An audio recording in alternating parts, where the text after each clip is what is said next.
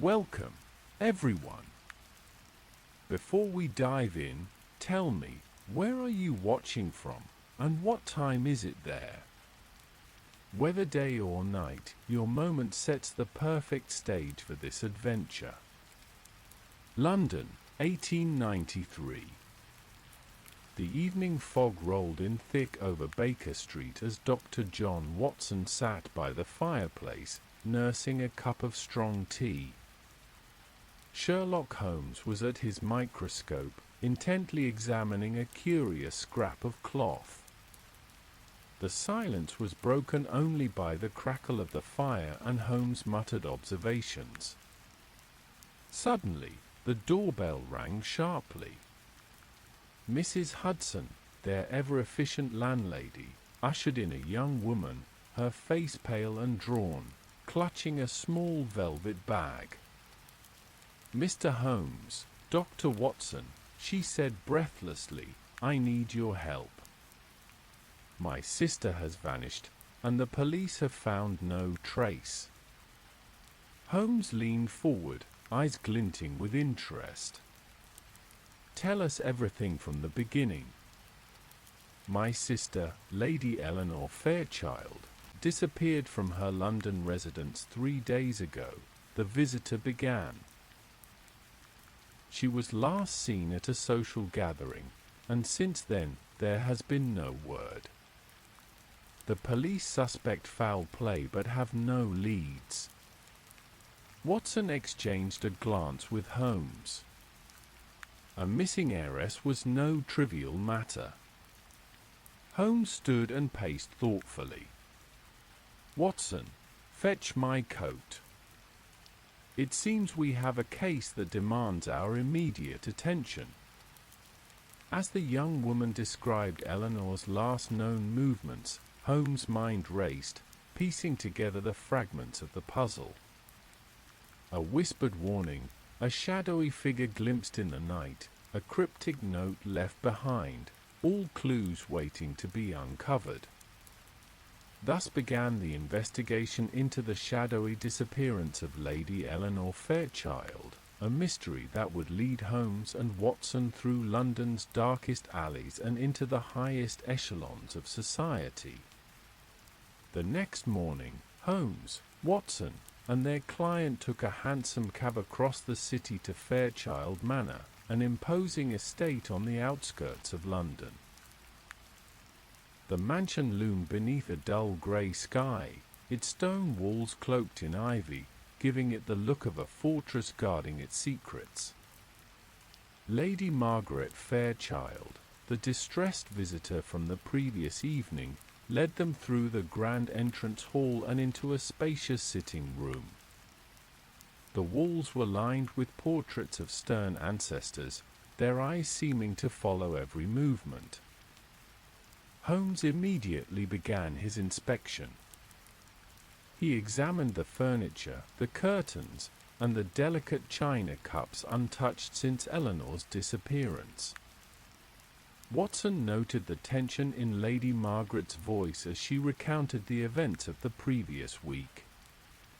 Eleanor received an anonymous letter the day before she vanished, Lady Margaret explained, producing a crumpled envelope.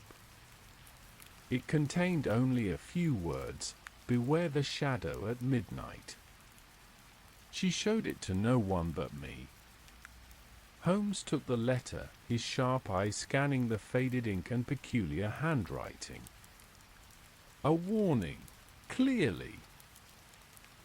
But what shadow could she have feared? Holmes then turned to inspect the room itself, his gaze lingering on a peculiar pattern of dust on the windowsill. "Watson, observe here, the dust has been disturbed, but only partially.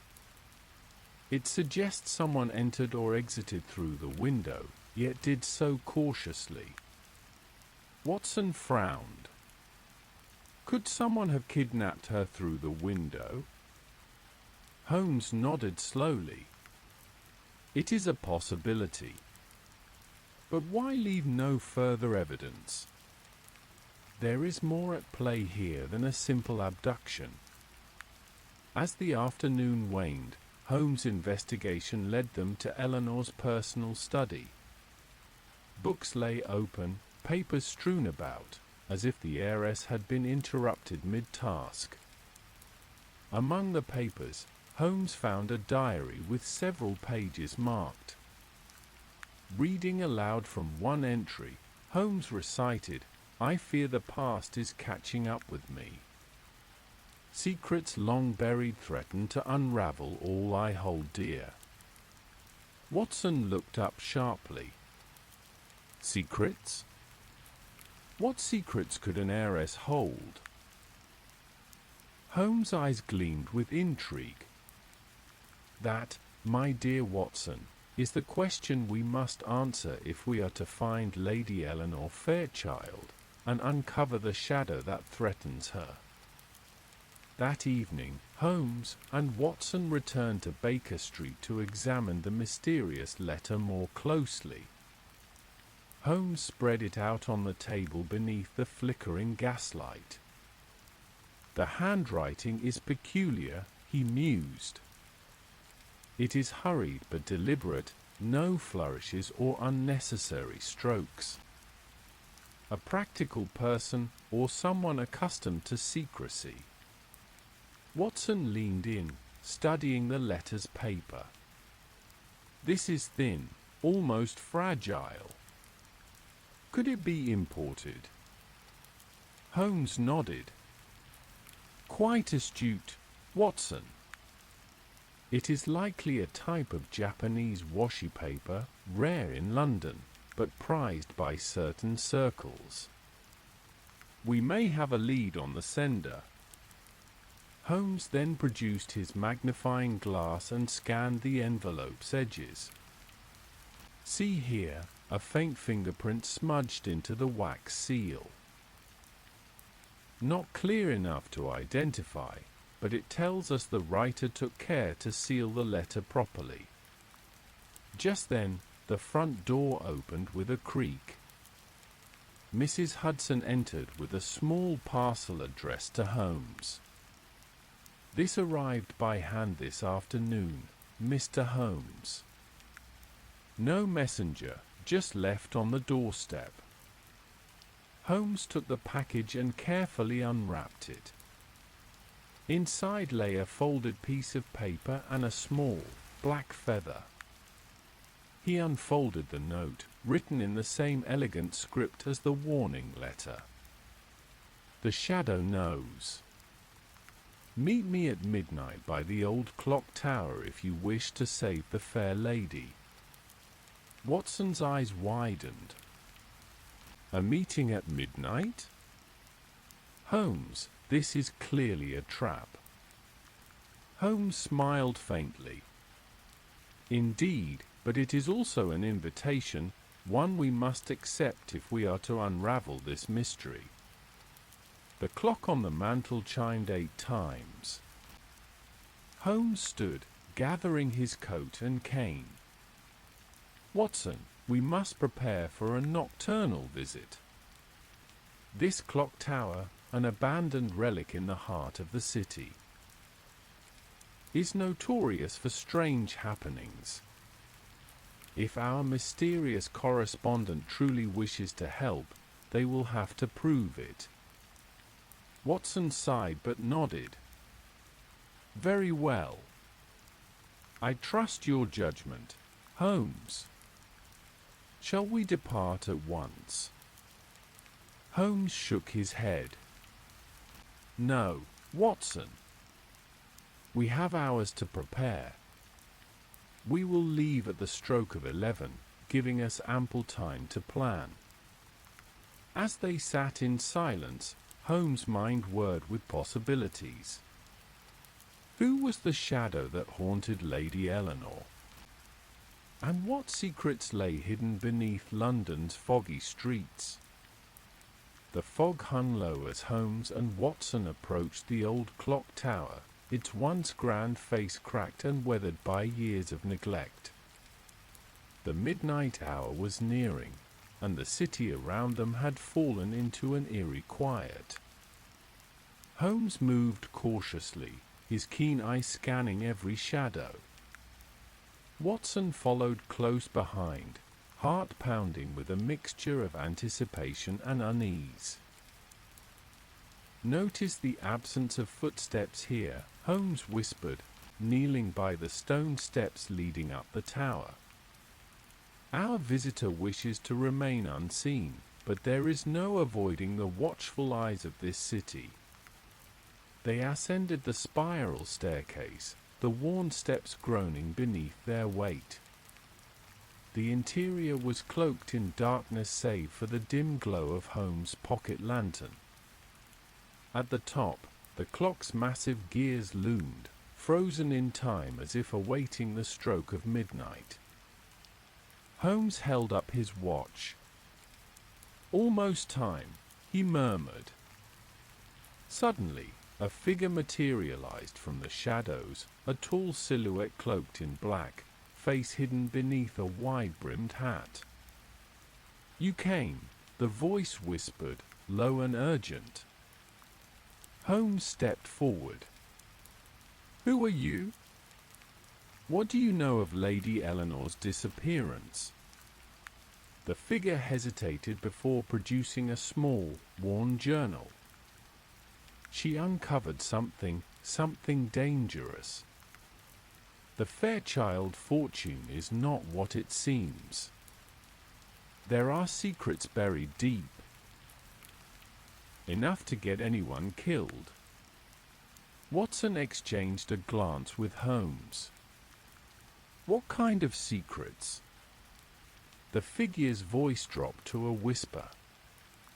"Political intrigue, blackmail, betrayal." Eleanor was on the brink of exposing a scandal that could topple powerful men. She was silenced before she could speak. Holmes nodded thoughtfully. "And this shadow warning? A protector, of sorts. Someone watching from the darkness, trying to help her. But the enemy is relentless." Before Holmes could ask more, the figure vanished into the night, leaving behind a chilling promise and a cryptic clue scrawled in the journal. "Look to the past to find the key. The truth lies where the river meets the sea." Watson shivered. The river, the sea? Holmes, what could that mean? Holmes' eyes sparkled with determination. "It means, Watson, that our journey is only beginning. We must follow this trail, no matter where it leads." The morning fog still clung stubbornly to the city as Holmes and Watson made their way toward the Thames River. The cryptic clue from the journal echoed in their minds: the truth lies where the river meets the sea. Holmes stood at the riverbank, eyes tracing the horizon where the murky waters of the Thames stretched out toward the distant estuary. "We must follow the river's course, Watson. The meeting point with the sea may hold the key to Eleanor's fate." Watson shivered against the cold breeze. "It's a long journey. What are we looking for exactly?" Holmes pulled out the diary recovered from Fairchild Manor, flipping through marked pages. Eleanor mentioned a hidden ledger, records that could reveal who seeks to harm her. "I suspect it's concealed somewhere near the river's edge." As they wandered along the muddy banks, Holmes' gaze caught a glint among the reeds near an abandoned boathouse. Investigating, he found a small, rusted iron box, half buried in mud. With effort, Holmes pried it open. Inside lay a collection of brittle papers, yellowed with age, tied with a faded red ribbon. Watson carefully unfolded one of the documents. It was a ledger, a meticulous record of financial transactions involving a series of shell companies tied to influential figures in London's elite. Holmes studied the ledger intently. This is what Eleanor feared. These documents reveal a web of corruption, bribery, money laundering, and possibly more. Suddenly, a rustling noise startled them. From the shadows emerged a man in a tattered coat, eyes wary and alert. "Who are you?" Holmes demanded. The man hesitated before replying, "A friend, perhaps. I've been following this conspiracy too. But we're not safe here. Those who want this secret buried will stop at nothing." Holmes nodded gravely. "Then we must act swiftly." With the ledger secured, the trio planned their next move. The shadowy forces behind the Fairchild mystery were far more dangerous than they had imagined. As the tide crept in, washing away their footprints in the mud, Holmes knew one thing for certain: the river's secrets were only the beginning.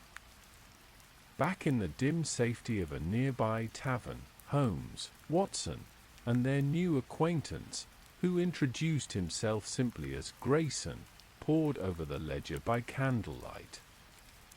The air was thick with the smell of smoke and the murmurs of late-night patrons. Grayson's eyes darted nervously around the room. "I used to work for one of the shell companies. What I saw, it was worse than you can imagine. Powerful men scheming behind closed doors, silencing anyone who gets too close." Holmes nodded, eyes sharp as ever. "And Lady Eleanor stumbled upon this web, which explains her disappearance." Watson frowned. "But why the warnings? Who is the shadow trying to help her?" Grayson shrugged. "Could be someone within the conspiracy who's had a change of heart. Or perhaps someone loyal to her family, working in secret." Holmes tapped his fingers thoughtfully. "Either way, the warning led us to the ledger. That means the shadow has access to information we don't." Suddenly, a commotion erupted near the tavern's entrance. A group of rough-looking men entered, scanning the room with hostile intent. Holmes' voice dropped to a whisper. "Trouble. They're searching for the ledger." Grayson's eyes hardened. "We need to get out, now." The trio slipped out through a back door and into the labyrinth of narrow alleyways. Holmes led the way with swift, silent steps, Watson close behind, heart pounding. As they rounded a corner, Holmes stopped abruptly. "This way, Watson. I know a safe house." The alley opened into a small courtyard where a discreet door stood ajar. Inside, the walls were lined with bookshelves and maps, and a warm fire crackled in the hearth. Holmes motioned them inside. "We can regroup here and plan our next move. But be warned, Watson, our enemies are closer than we think." Watson settled by the fire, the weight of the night's revelations pressing heavily upon him. The game was afoot, and the stakes had never been higher. The safe house was a small flat hidden above a discreet bookshop in Westminster, close enough to the corridors of power to eavesdrop on secrets, yet distant enough to avoid unwanted attention. Holmes unfolded a large, detailed map of London, dotted with pins and markings. "The conspiracy runs deep, Watson. These shell companies aren't just laundering money, they're financing political puppets." Grayson nodded grimly. I overheard talk of a secret meeting scheduled tonight at a private club near Parliament. It's where the key players discuss their plans. Holmes' eyes gleamed. Then that is where we must go. Dressed in dark overcoats and bowler hats, the trio made their way through the mist-shrouded streets. Watson's nerves twitched with anticipation as they approached the club's discreet entrance.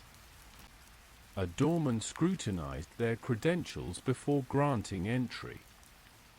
Inside, the air was thick with cigar smoke and murmured conversations, crystal glasses catching flickering candlelight. Holmes scanned the room, noting the familiar faces, politicians, businessmen, and society figures, all engaged in hushed dialogue. They settled near the back, listening intently. Soon, a heated discussion arose concerning a new bill that would grant vast powers to certain unelected officials. Holmes whispered, "This bill is the next move in their scheme. Once passed, it will secure their control and silence any opposition, including Lady Eleanor's family." Suddenly, Holmes tensed. Across the room stood a man he recognized, a politician with a reputation for ruthless ambition. He spoke with an aide, clutching a small black notebook. Watson whispered, "Is that the man responsible?" Holmes shook his head. "Possibly a pawn, but not the mastermind. The ledger implicates others far more dangerous." As the meeting drew to a close, Holmes discreetly lifted the notebook from the aide's pocket during a brief distraction. Outside, under the gas lamps, Holmes examined the pages. They contained coded entries, names, dates, and references to the shadow. Holmes murmured, "We are closing in, Watson. But we must decipher this code if we are to uncover the truth behind Lady Eleanor's disappearance." Back at the safe house, Holmes laid the black notebook on the table, its coded entries staring up at him like an unsolved puzzle. Watson poured 2 cups of tea, watching as Holmes studied the page with intense concentration. Codes like these often rely on substitution ciphers or complex ciphers based on historical references, Holmes mused. Given the political nature of this document, it might be a play on classical literature or a cipher known to a select few. Grayson leaned over, pointing to a sequence of numbers and letters. "I noticed these sequences repeat in certain patterns. Could they relate to dates or names?" Holmes nodded thoughtfully. "Possibly. Let us begin by isolating recurring elements. The key is to find the cipher's foundation." Hours passed as the trio worked tirelessly, marking patterns and cross-referencing known events. Finally, Holmes' eyes brightened. "Watson, look here. The code appears to use a book cipher, referencing a popular volume among London's elite, the works of Lord Byron." Grayson looked skeptical.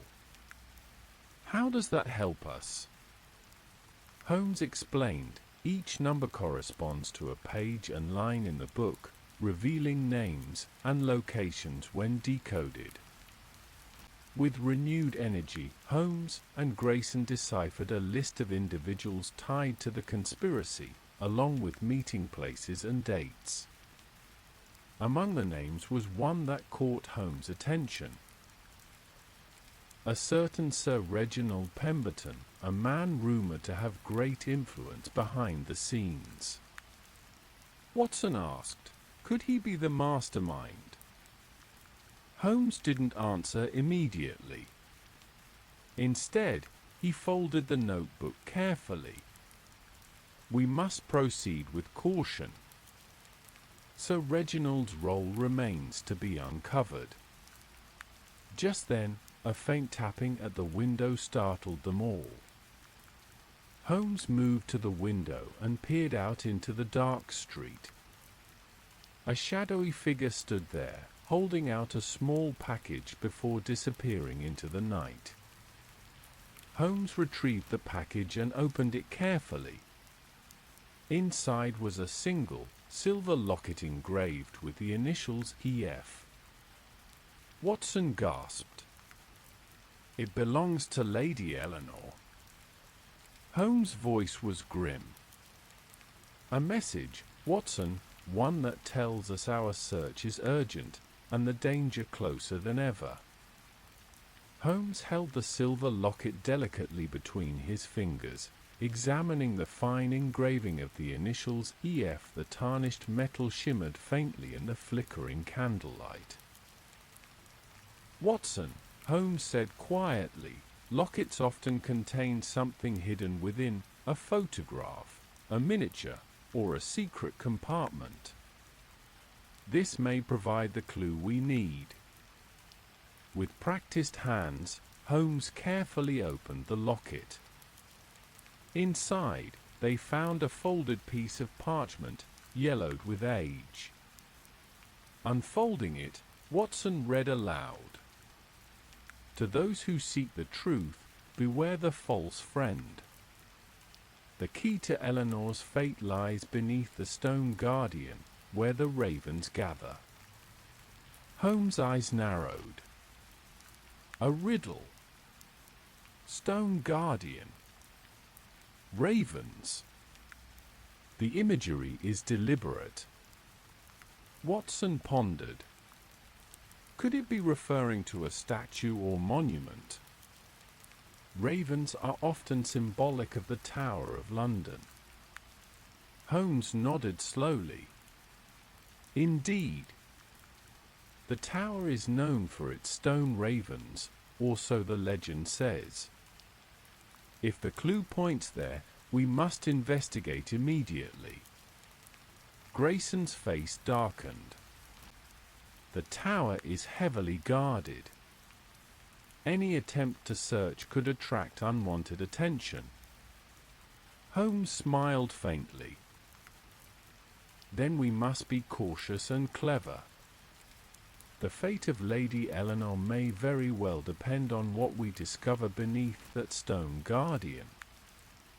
The three made plans to visit the tower under the cover of darkness. The mystery deepened, and time was running short. As the clock chimed midnight once more, Holmes stood at the window, staring into the fog-shrouded streets of London. "The shadows conceal many secrets, Watson," he murmured. "But one by one, we will bring them into the light." Under the cover of a moonless night, Holmes, Watson, and Grayson made their way toward the Tower of London. The fog had thickened, swirling eerily among the ancient stone walls. The tower loomed before them, formidable and silent, its battlements shadowed and dark. Guards patrolled the perimeter, their footsteps muffled by the thick fog. Holmes observed carefully. "We must find a way inside without drawing attention. The riddle suggests the clue lies beneath a stone guardian. Most likely a statue within the grounds." Watson shivered. "I've heard stories of the ravens at the tower. Legend says if the ravens ever leave, the kingdom will fall." Grayson pointed. "There, the raven's enclosure. And just beyond it, a large statue of a lion, carved in stone." Holmes approached the statue, running his fingers over its rough surface. The stone guardian, a lion, is often a symbol of strength and protection. This fits. Using a small crowbar, Holmes pried at the base of the statue. To their surprise, a hollow cavity was revealed. Inside lay a small, rusted iron box, sealed tightly. Holmes extracted the box and carefully opened it. Inside was a bundle of papers, wrapped in oilcloth. Watson took one sheet and read aloud. To those who follow the path of truth, beware the spider's web. Trust no one, for the enemy spins deceit even among friends. Holmes frowned. The conspiracy runs deeper than we imagined. The spider's web likely refers to a network of spies and informants. Suddenly, a faint noise reached their ears, a guard's footsteps approaching. Holmes motioned them to hide behind the statue's broad base as 2 sentries passed by, oblivious to their presence. Once the danger passed, Holmes whispered, "We must decipher these papers quickly. They may hold the key to Lady Eleanor's fate." Watson glanced at the bundle. "But what exactly are we looking for?" Holmes' gaze hardened. "The truth, Watson. Whatever it is, it's tangled in lies and betrayal. And we are running out of time." Back at the safe house, Holmes spread the newly discovered papers across the table. The documents were a tangled mess of names, dates, and coded messages, clearly part of a secret correspondence network. Holmes' eyes narrowed as he began cross-referencing the ledger with these new papers. That spider's web is real. This conspiracy has infiltrated every level of society, from politicians and businessmen to trusted servants. Watson rubbed his temples. It seems no one can be trusted. Even Lady Eleanor's closest allies might be involved. Holmes nodded solemnly. Which is why the shadow warning is so crucial. Someone within the web wants to protect her, or at least expose the truth. Grayson looked grim. But the deeper we go, the more dangerous it becomes. I've heard whispers of a man known only as the Weaver, the mastermind behind the conspiracy. Holmes mused, a fitting name. If the Weaver controls the network, he must be our ultimate target. Suddenly, the gaslight flickered, casting long shadows on the walls. A soft knock came at the door. Holmes motioned for silence, and instinctively moving to the revolver in his pocket. The door creaked open, revealing a young woman with anxious eyes. "I'm sorry to intrude," she said quietly, "but I have information about Lady Eleanor." Holmes stepped forward. "You may be the shadow who sent the locket." The woman hesitated, then nodded. "My name is Clara. I was a close friend of Eleanor's, and I know who is behind this conspiracy." Watson looked at Holmes. "Can we trust her?" Holmes' gaze was steady. "We must. She is our best hope of untangling this web." Clara settled into a chair near the fire, her eyes flickering nervously between Holmes and Watson. "Lady Eleanor confided in me about the ledger," she began softly. "She discovered that Sir Reginald Pemberton isn't just involved, he's the heart of the conspiracy. But more importantly, there's someone even higher up. A man who operates from the shadows, pulling strings behind the scenes." Holmes leaned forward. "This Weaver, Did Eleanor know his identity? Clara shook her head. No. She only called him the Master. A ghost in the system, elusive and dangerous. Watson asked, did Eleanor say why she disappeared? She feared for her life, Clara replied. She tried to escape the city, but she was captured before she could flee. Since then, I've received coded messages from her, hidden in places only we knew. Holmes raised an eyebrow. Then the locket you sent was part of this secret communication. Clara nodded. Yes. I had to be discreet. Those men searching for the ledger are part of the Master's network. They'll stop at nothing. Holmes' expression darkened. We are close, but the danger grows. We must find Eleanor before it's too late. Watson stood resolutely. Then we have no time to lose. Where do we begin? Clara produced a small, folded map. There's a safe house by the docks where Eleanor was last seen. If she escaped captivity, that's where she might be hiding. Holmes examined the map carefully. Then to the docks we go. Watson, prepare yourself. This next step could be perilous. The first light of dawn crept over London as Holmes, Watson, Clara, and Grayson approached the docks. The salty air mixed with the scent of fish and seaweed, and the creaking of moored ships echoed softly. The area was deserted, save for a few lone figures shrouded in heavy coats, moving furtively among the crates. Holmes kept a vigilant watch, eyes sharp beneath his deerstalker hat. We must tread carefully. This place is a maze of alleys and shadows, ideal for both hiding and ambush. Clara led them to a small, dilapidated warehouse near the water's edge. This is the safe house.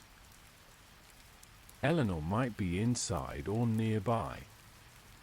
Watson's heart pounded as they edged closer. Holmes produced a lockpick and expertly opened the creaking door. Inside, the warehouse was dark and cold. Boxes and barrels cluttered the space, casting long shadows in the weak morning light filtering through broken windows. Suddenly, a soft noise, a whisper of movement, came from the far corner. Holmes and Watson advanced cautiously. There, crouched behind a stack of crates, was Lady Eleanor herself, pale, gaunt, but alive. Eleanor! Clara rushed forward, tears welling in her eyes. Eleanor looked up, her voice trembling. Thank God, you came. Holmes stepped forward, concern etched across his face. You're safe now, but your ordeal is far from over. Eleanor nodded weakly. The Master's reach is long. They want to silence me permanently. Watson helped her to her feet. We will protect you, Miss Fairchild.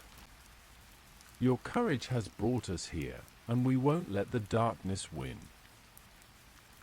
Holmes' eye scanned the horizon, already plotting their next move. The final confrontation awaits, and we must be ready. With Lady Eleanor safe for the moment, Holmes gathered the group in the cramped warehouse office. The sun now fully risen, casting a pale light over the cluttered room. Eleanor, you must tell us everything you know about the Master, Holmes urged. His identity, his methods, anything that can help us bring him to justice." Eleanor took a deep breath, steadying herself. "The master is a man of many faces. I believe he operates within Parliament itself. He controls the network through fear and blackmail, weaving a web that ensnares even the highest officials." Holmes nodded thoughtfully. "And Sir Reginald Pemberton?" "A loyal servant to the master," Eleanor replied. "He's a useful pawn, but not the true power." Watson looked troubled. "If he's inside Parliament, how do we confront him without risking everything?" Holmes smiled faintly. "By using his own game against him. We will stage a public revelation, a trap that exposes the master and his conspirators before all of London." Clara chimed in, "I've gathered evidence and allies willing to stand against the corruption. With Eleanor's testimony, we have a chance." Grayson clenched his fists. "It won't be easy. The master has spies everywhere." Holmes' eyes gleamed with determination. "No matter. We will light the darkest corners, and the truth will be unstoppable." As the group prepared to leave the warehouse, Holmes paused by the window, staring out at the sprawling city. "The game is nearly over, Watson," he said quietly. "But the greatest challenge still lies ahead."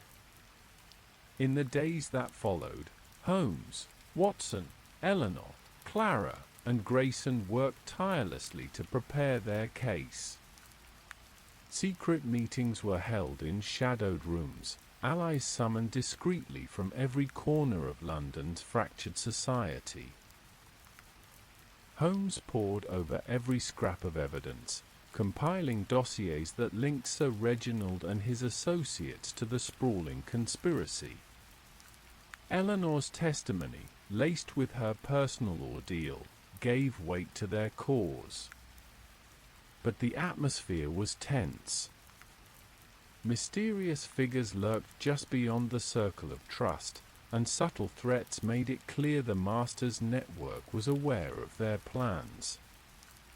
One evening, as Holmes and Watson reviewed the final details, a message was slipped under the door, a single black feather. Holmes picked it up, studying it with care. A warning. "The master knows we're close." Watson's hand instinctively went to his side arm. "Then we must be prepared for whatever comes." Holmes nodded grimly. "Indeed, Watson. The final act will be played on a grand stage, the very heart of London's power." As dawn broke over the city, the five prepared to confront the shadowy mastermind behind the vanishing heiress and unravel the deadly web of deceit. The game was about to reach its thrilling climax. The Grand Hall of Parliament was packed that morning, the air electric with anticipation. Politicians, press, and curious spectators filled the chamber, unaware of the storm about to break within their midst. Holmes, Watson, Eleanor, Clara, and Grayson took their places discreetly, each aware of the danger but resolute in their mission.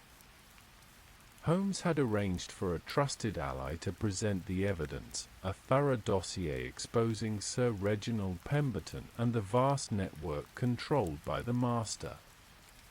As the case unfolded, shock rippled through the chamber.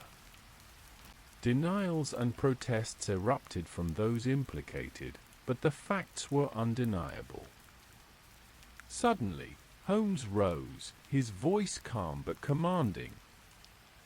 "Ladies and gentlemen," he said, "the true villain is not just the man before you. but the unseen hand that orchestrates these crimes from the shadows. The master has used fear and deceit to manipulate our city for far too long. Eyes turned to Sir Reginald, who shifted nervously. Before he could respond, Holmes revealed a hidden document, the final piece of proof connecting the master to a high-ranking official. Gasps filled the room. Holmes fixed the assembly with a steely gaze. The time for silence is over. Justice will prevail. The chamber erupted in a mixture of outrage and relief. Outside, Watson whispered, "Have we truly unmasked the master?" Holmes smiled faintly. "For now. But in this game, the shadows are never fully vanquished." The room buzzed with murmurs and shocked whispers as Holmes revealed the identity of the master, a prominent member of Parliament known for his impeccable public image and powerful connections. Eleanor's voice trembled as she corroborated Holmes' evidence. He manipulated every step to ensure his control remained unchallenged. My family's wealth, the ledger, the shell companies, all his doing. Sir Reginald, now exposed as the master's chief enforcer, sat defeated, the mask of confidence shattered. Holmes pressed on. This conspiracy thrived on secrecy and fear, but the truth is stronger. The master underestimated the determination of those who seek justice. Suddenly, a commotion erupted near the chamber entrance. Several armed men, disguised as security, surged forward, attempting to seize the evidence and silence the witnesses. Holmes reacted instantly, drawing his revolver. "Watson, protect Eleanor." A tense standoff ensued. The chamber transformed from a courtroom into a battleground of wits and courage. Despite the chaos, Holmes' calm authority rallied the honest officials who helped subdue the attackers. When the dust settled, the master and his henchmen were in custody. Watson exhaled deeply. "It's over, Holmes." Holmes shook his head slightly. In this city, Watson, every victory invites a new challenge. But tonight, justice has prevailed. Eleanor approached Holmes, gratitude shining in her eyes. "Thank you for uncovering the truth and bringing light to the darkness." Holmes smiled faintly. "The game is never truly over, Miss Fairchild. But for now, the shadows have been pushed back." The city slowly returned to normal in the days following the dramatic parliamentary showdown. The master and his conspirators faced swift justice, their empire of deception dismantled. Holmes, Watson, Eleanor, Clara, and Grayson gathered once more at Baker Street. The familiar room felt quieter now, the shadows less ominous. Eleanor spoke softly. "Thanks to you, my family's name is cleared, and I can finally live without fear." Watson smiled warmly. "You showed remarkable courage, Miss Fairchild." Holmes, seated in his armchair, gazed thoughtfully into the fire. "The city's veins have been cleansed, for now. But the shadows never disappear entirely. There will always be those who seek power through deceit." Clara looked at Holmes with admiration. "And you'll be there to stop them?"